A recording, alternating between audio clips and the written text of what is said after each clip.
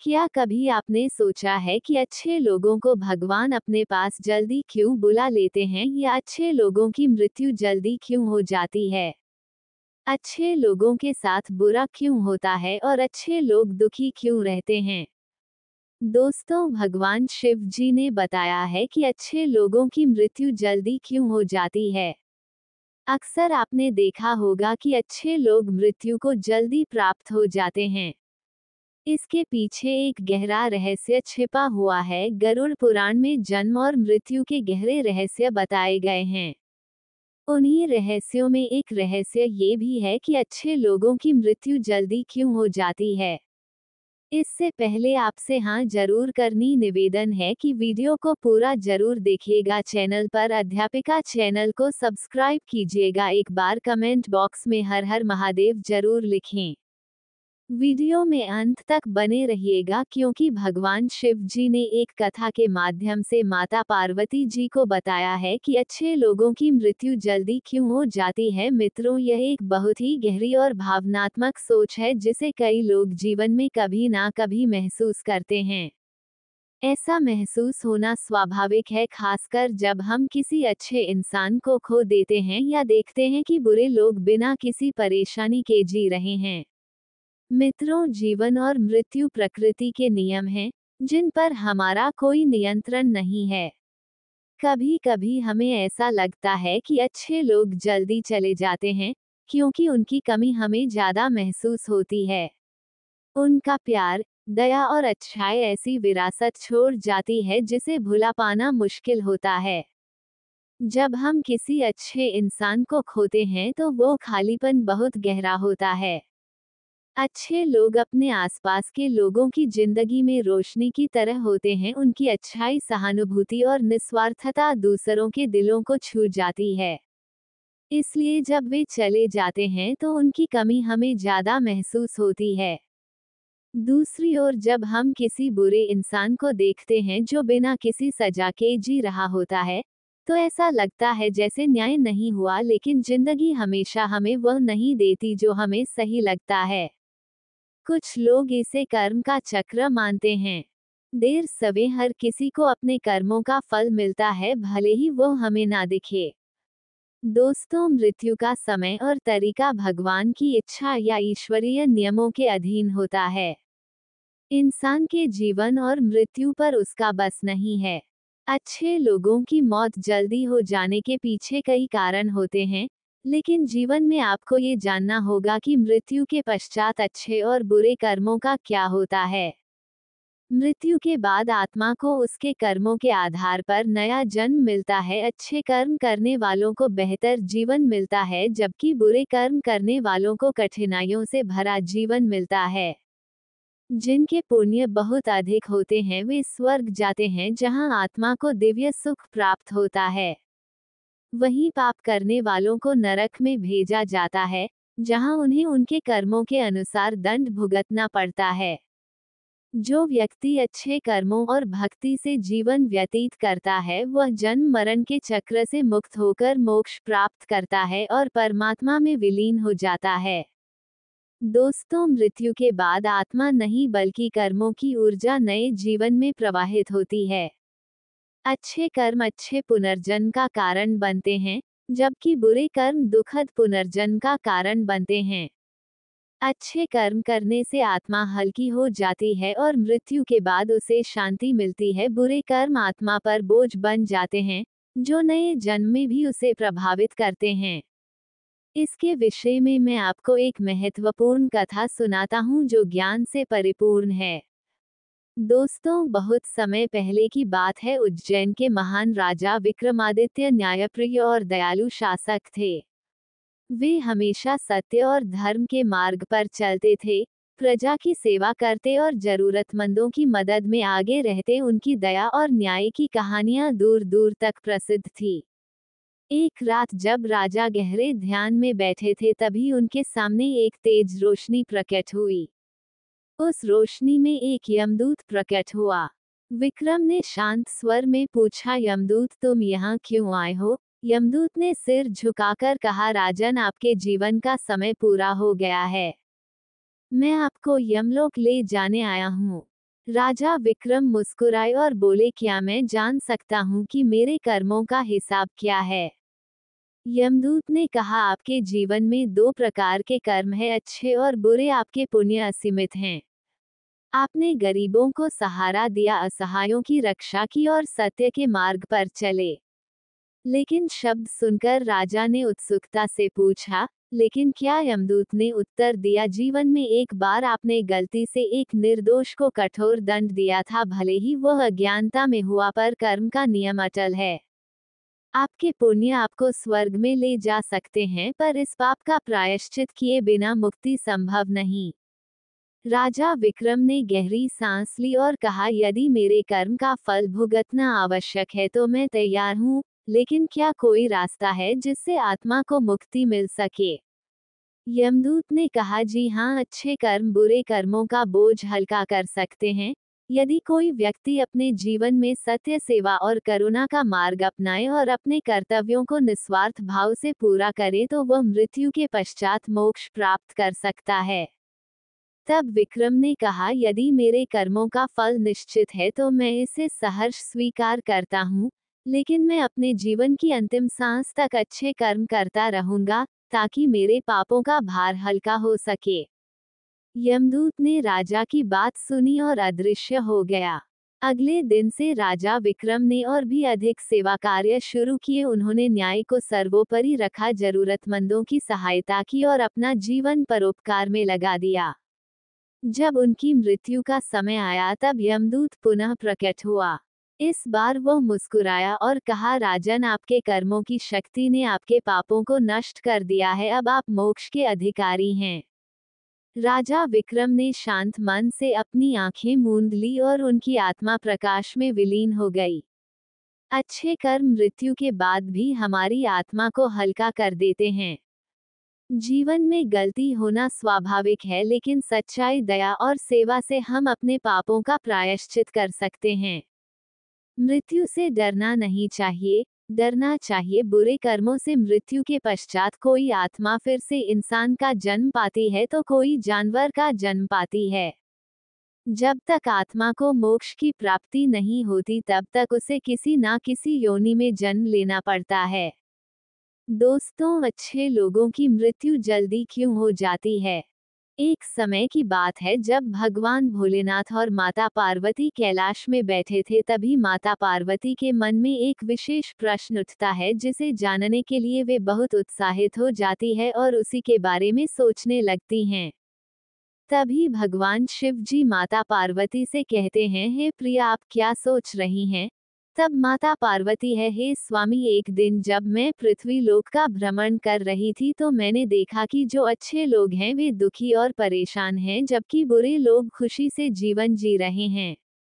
आज मैं उसी के बारे में सोच रही हूँ कि ऐसा क्यों होता है, क्या इसके पीछे कोई बड़ा रहस्य है, तथा मैं ये भी जानना चाहती हूँ कि अच्छे लोगों की मृत्यु जल्दी क्यों हो जाती है। तब भगवान शिव जी कहते हैं, हे प्रिया, आपका प्रश्न अति उत्तम है। आपने समस्त मानव जाति के लिए अत्यंत महत्वपूर्ण प्रश्न किए हैं।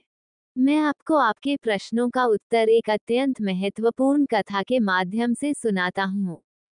इस कथा को आप ध्यानपूर्वक सुनना, आपको आपके प्रश्नों के उत्तर मिल जाएंगे।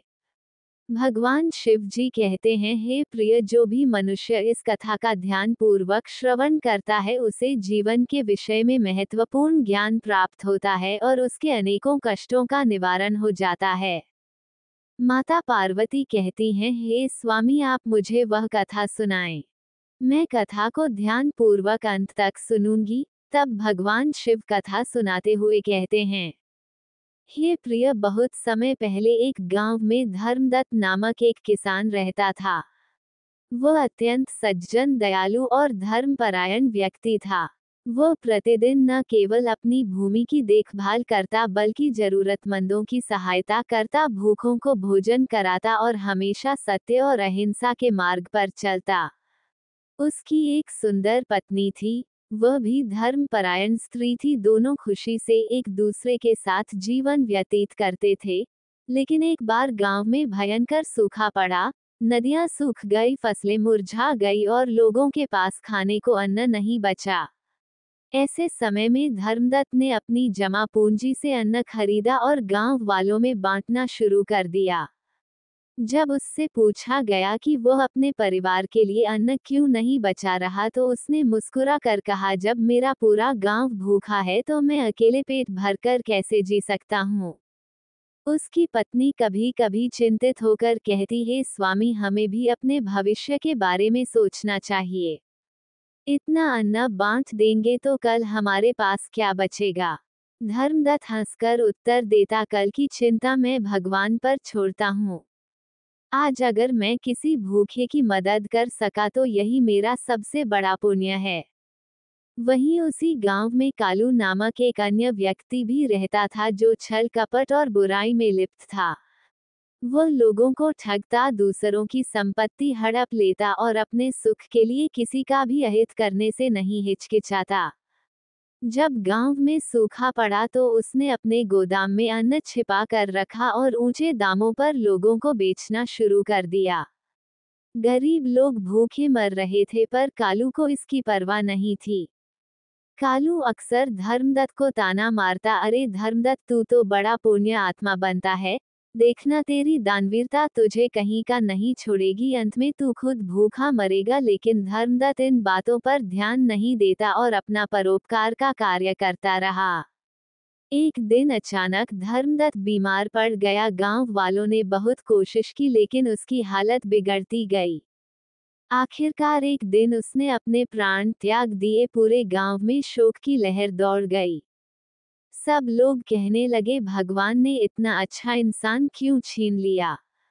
धर्मदत्त जैसे सज्जन व्यक्ति की इतनी जल्दी मृत्यु क्यों हो गई, जबकि कालू जैसे लोग आज भी सुखी जीवन जी रहे हैं।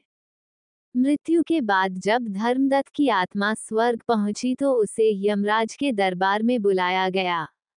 धर्मदत्त ने हाथ जोड़कर पूछा, हे प्रभु मैंने जीवन भर भलाई की फिर भी मेरी मृत्यु इतनी जल्दी क्यों हो गई। यमराज ने मुस्कुराते हुए कहा, पुत्र तुम्हारे पिछले जन्मों के कुछ पाप शेष थे जिन्हें इस जन्म में समाप्त करना आवश्यक था। तुम्हारी भलाई और पुण्य इतने महान थे कि उन पापों का नाश शीघ्र ही हो गया। इसलिए मैंने तुम्हें जल्दी बुला लिया ताकि तुम इस संसार के दुखों से मुक्त होकर स्वर्ग के आनंद का अनुभव कर सको। फिर यमराज ने कहा, रही बात कालू जैसे लोगों की, वे भले ही आज सुख भोग रहे हैं लेकिन वे अपने पुराने पुण्यों का फल भोग रहे हैं। जब उनके पुण्य समाप्त हो जाएंगे तो उनके पाप उन्हें दंड दिलाएंगे। धर्मदत्त की आत्मा भगवान के चरणों में लीन हो गई और उसे मोक्ष प्राप्त हुआ। उधर कालू ने लंबा जीवन जिया लेकिन उसके लालच और बुरे कर्मों का फल उसे अगले जन्म में भोगना पड़ा। कालू कभी भी जीवन में कोई पुण्य काम नहीं करता था। कालू ने अपने जीवन में कई पाप किए थे, गरीबों का शोषण, जरूरतमंदों की मदद ना करना और स्वार्थ के लिए दूसरों का अपमान करना। जब उसकी मृत्यु हुई तो उसकी आत्मा यमलोक पहुंची। वहां चित्रगुप्त ने उसके जीवन के सारे कर्मों का हिसाब रखा। चित्रगुप्त बोले, कालू तुमने पिछले जीवन में अत्यधिक पाप किए हैं। तुम्हारे कर्मों का फल तुम्हें अगले जन्म में भोगना होगा। कालू की आत्मा डर गई और उसने विनती की और बोला, क्या कोई रास्ता नहीं है जिससे मैं इन पापों से बच सकूं। चित्रगुप्त गंभीर स्वर में बोले, हर आत्मा को अपने कर्मों का फल भोगना पड़ता है। अब तुम्हारा नया जीवन इस संसार में प्रारंभ होगा। कालू ने अगले जन्म में करनेश नाम के व्यक्ति के रूप में जन्म लिया। वह एक गरीब परिवार में पैदा हुआ। जन्म से ही उसके जीवन में दुखों की कोई कमी नहीं थी। घर में गरीबी थी, माता पिता बीमार रहते थे और भोजन के लिए उसे दूसरों के खेतों में मजदूरी करनी पड़ती थी। जब वह बड़ा हुआ तो उसने कई बार मेहनत करके अपना जीवन सुधारने की कोशिश की, लेकिन हर बार किस्मत उसके खिलाफ रही।